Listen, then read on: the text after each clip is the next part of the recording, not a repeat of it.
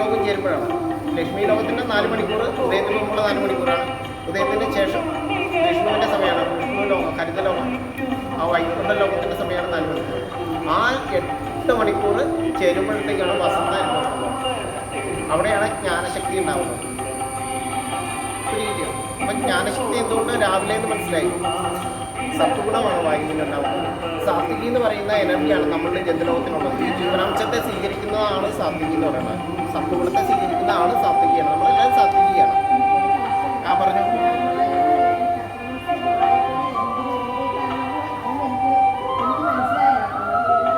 നമ്മളിലെ അജ്ഞതയെ, രാക്ഷസീയതയെ, ആസുരികതയെ വധിക്കുന്നതിന് വേണ്ടിയിട്ടാണ്. നമ്മളിൽ തന്നെ അഹങ്കാരത്തെ ഇല്ലായ്മ ചെയ്യുന്നതിന് വേണ്ടിയിട്ടാണ്.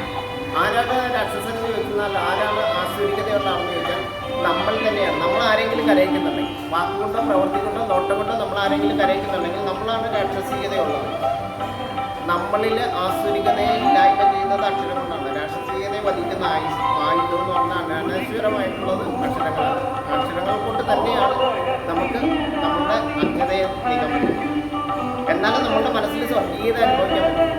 ഏറ്റവും വലിയ സ്വർഗം എവിടെയാണെന്നറിയും? ലോകത്തിലെ ഏറ്റവും വലിയ സ്വർഗം